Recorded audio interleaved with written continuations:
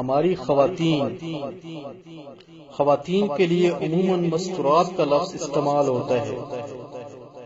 مستورات ستر سے مشتق ہے۔ ستر کے معنی ہے چھپانا، لہذا مستورات کے معنی ہوئے وہ ہستیاں جو چھپائی گئی ہیں۔ رسول اللہ صلی اللہ علیہ وسلم نے فرمایا، المرأۃ عورتن، عورت ہے یعنی چھپانے کی چیز ہے۔ عورت کو عورت اسی لیے کہا جاتا ہے کہ وہ چھپائی جاتی ہے۔ اللہ تعالیٰ کا ارشاد گرامی ہے، اپنے گھروں میں قرار پکڑو، اور جس طرح زمانہ جاہلیت میں عورتیں اپنا حسن و جمال بناؤ سنگار کو ظاہر کرتی تھیں، تم اس طرح اپنے محسن اور زیب و زینت کو ظاہر نہ کیا کرو۔ گھروں میں قرار پکڑنے کا حکم بھی عورت چھپانے کی چیز ہے کہ تقاضے کو پورا کرتا ہے، اور اگر عورت کو ضرورتاً گھر سے باہر نکلنا ہی پڑے تو حکم ہے کہ اپنی زینت کی چیزیں چھپا کر اور چہرے پر نقاب ڈال کر نکلے۔ اللہ تبارک و تعالی ارشاد فرماتا ہے، عورتیں اپنی زینت کو ظاہر نہ کریں۔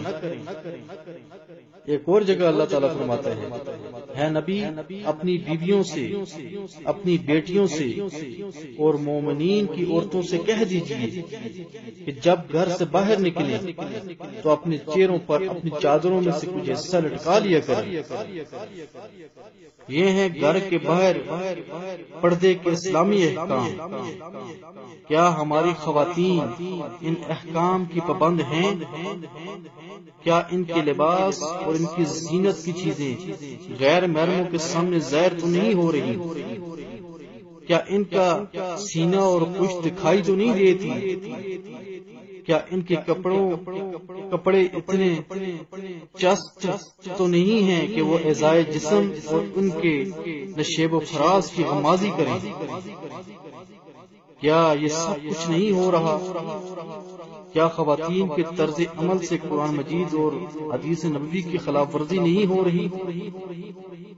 کیا مرد اس خلاف ورزی میں ان کے ساتھ شریک نہیں ہے؟ کیا مردوں کی حوصلہ افزائی اور چشم پوشی ان کی بے پردگی کا سبب نہیں ہے؟ کیا بے پردگی اور عریانیت جاہلیت ثانیہ نہیں ہے؟ کیا اس قسم کے مظاہرے کو قرآن مجید نے جاہلیت اولیٰ کا نام نہیں دیا؟ غالباً ہم جاہلیت اولیٰ سے تو متنفر ہوں گے لیکن جاہلیت ثانیہ سے متنفر نہیں۔ آخر کیوں؟ کیا خواتین کی یہ بے راہ روی ہم سکون سے برداشت نہیں کر رہے؟ کیا کبھی ہماری جبین پر شکن آتا ہے؟ نہیں آتا تو کیوں؟ کیا ایمان کا دامن ہم نے چھوڑ دیا؟ کیا اسلام سے ہمارا کوئی تعلق باقی نہیں رہا؟ جن عورتوں کی کبھی گھر کے باہر کسی نے انگلی تک نہ دیکھی تھی، آج وہ سرے بازار نیم بریاں چلتی جا رہی ہے۔ اب مستورات کا پاکیزہ لقب ان کے لیے صحیح نہیں۔ اے اسلام کا دعویٰ کرنے والوں، ہوش میں آ جاؤ۔ کسی قوم کی تہذیب کا آخری قلعہ اس قوم کی خواتین ہوا کرتی ہیں۔